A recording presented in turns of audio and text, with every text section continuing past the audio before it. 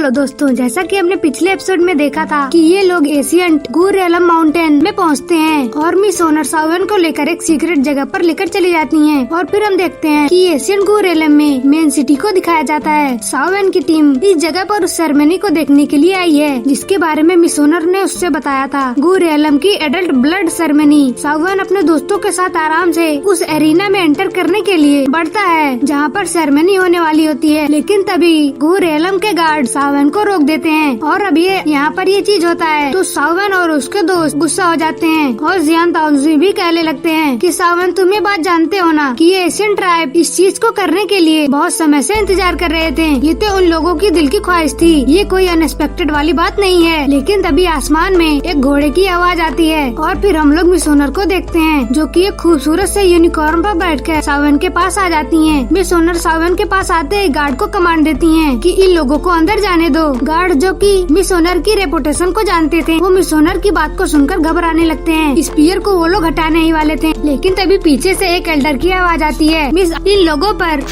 पर इतना गुस्सा नहीं करना चाहिए। इन्होंने कोई भी गलती नहीं की है, ये तो बस रूल्स को फॉलो कर रहे हैं। रूल्स ये है कि हमारे इस गुरेलम के एडल्ट ब्लड सेरेमनी में कोई भी ऐसा पर्सन नहीं आ सकता जिसको हमारा गुरेलम स्पेशली इनवाइट ना किया हो। प्लीज हमें माफ कर दीजिए, पर ये लोग यहाँ पर अंदर नहीं आ सकते। मिस ओनर गुस्सा होते हुए कहती हैं, पर ये लोग मेरे दोस्त हैं। दूसरा एल्डर कहता है कि मिस, बात को समझिए, भले ही ये आपके दोस्त हैं, पर इससे भी ये इस सेरेमनी में एंटर करने के लिए क्वालिफाई नहीं करते। मिस ओनर जब ये बात सुनती हैं तो गुस्से से आग बबूला हो जाती हैं। वो अपनी एनर्जी को एक्टिवेट कर रही होती हैं ताकि वो इन दोनों एल्डर को सबक सिखाएं। लेकिन तभी आसमान में हलचल होती है और एक बोल्ड आवाज वहाँ पर गूंजती है और वो आवाज कहती है कि तुम लोग ये किस तरह की तुम लोग ग्रेट प्रेस्टीज दिखा रहे हो। अगले ही पल हम देखते हैं आसमान में पूरा नजारा बदल जाता है। एक बहुत ही खतरनाक एनर्जी आसमान में इवॉल्व होती है और तूफान बनने लगता है। और अगले ही पल उस तूफान से एक एनर्जी जमीन पर स्ट्राइक करती है और पूरी जगह पर बिजली दौड़ने लगती है। ये जो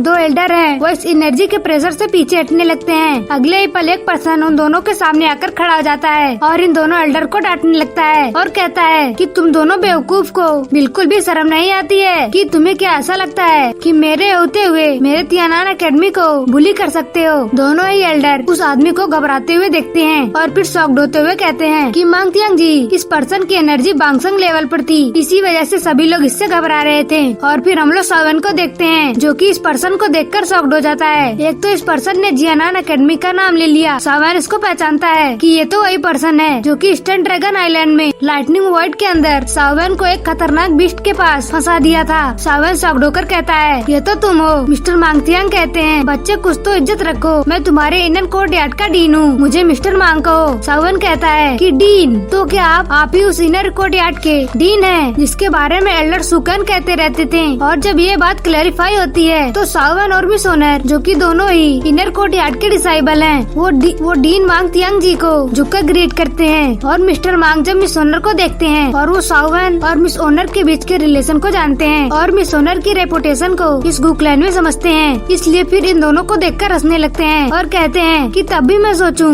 कि एशियन गुड ट्राइब तुम्हारे पीछे हाथ धोकर क्यों पड़ा है। लेकिन फिर मिस्टर मांग इन दोनों एल्डर को इग्नोर करते हुए एक एम्प्टी स्पेस पर फोकस करते हुए कहते हैं कि ओल्ड डीमन इंसान, कि क्या तुम ये सारी चीजें देख रहे हो? क्या तुम ये सब चीजें देखते हुए भी चुप रहकर इन लोगों को बढ़ावा दोगे कि इस गुरेलम की रेपुटेशन ऐसी हो गई है? और जिसके बाद हमें उस ओल्ड डीमन इंसान को दिखाया जाता है, ये इस गुरेलम के फर्स्ट एल्डर थे और देखने से समझ में आ रहा था कि एटलीस्ट दाउसेंग लेवल पर हैं। मिस्टर मांग की बात सुनते ही एल्डर सांग अपने दोनों एल्डर से कहते हैं कि गुचियान, गुसु, वहाँ पर तमाशा मत करो, पीछे हट जाओ, क्योंकि अब फर्स्ट एल्डर ने ही कह दिया था तो कोई भी उन लोगों को रोकने की हिम्मत नहीं करता। और फिर डीन मांगतियांग के साथ सावन और उसका ग्रुप बड़े आराम से एरिना में एंटर करने लगते हैं। सावन और उसका ग्रुप एक प्लेस को सिक्योर करते हैं और फिर इसके बाद सावन पूरे एरिना को देखने लगता है। मिस ओनर सावन को एक्सप्लेन करती हैं कि ये एडल्ट ब्लड सेरेमनी है जो कि गुरेलम में बहुत ज्यादा इम्पोर्टेंट है और ये हर कुछ साल में होता है। जिसके बाद यहाँ पर जितने भी एशियन क्लैन के लोग आए हैं वो लोग एंशिएंट टॉम में एंटर करते हैं। और क्योंकि आप भी 8th एशियन क्लैन में से बिलोंग करते हैं तो आप भी इसके लिए एलिजिबल हैं। पर इस एडल्ट ब्लड सेरेमनी में जो रूल है जिसमें पार्टिसिपेट करने वाले लोग यहाँ पर प्रेजेंट किसी भी को चैलेंज कर सकते हैं, इससे मुझे लगता है कि आपके दुश्मन इसका एडवांटेज ले सकते हैं। मिस्टर मांगतियांग कहते हैं कि तुम बिल्कुल भी चिंता मत करो, अगर सावन के ऊपर कोई भी प्रॉब्लम आती है तो उससे पहले उन लोगों को मुझसे सामना करना होगा। पर जितना कि मुझे लगता है कि जब मैं यहाँ पर हूँ तो कोई भी वहाँ से हमारे लिए कोई हमारा हार्ड टाइम क्रिएट करने की कोशिश नहीं करेगा। आखिर तुम लोग मेरे जियानान अकेडमी के स्टूडेंट हो, वो लोग तुम्हें ऐसे ही बुली नहीं कर सकते। मांग त्यागची को बात को सुनकर सावन और मिस सोनर दोनों ही बहुत ज्यादा खुश हो जाते हैं और फिर दोनों ही यंग मांग को ग्रीट करते हैं। लेकिन तभी सावन को एक खतरनाक एनर्जी अचानक से फील होती है। सावन तुरंत ही उस ओर देखता है। एक पर्सन सावन के लिए एक क्लीन इंटेंट जनरेट कर रहा था। सावन को ये चीज फील हो जाती है। ये पर्सन और कोई नहीं बल्कि वही है जो कि पहली बार सावन के ऊपर छुपकर अटैक किया था। जब मिस सोनर सावन को लेकर उस व्हाइट प्लेस पर लेकर जा रही थी, सभी लोग फिर उस पर्सन की ओर देखने लगते हैं। ये इस गू रेलम के ब्लैक समर आर्मी का 4 जनरल में से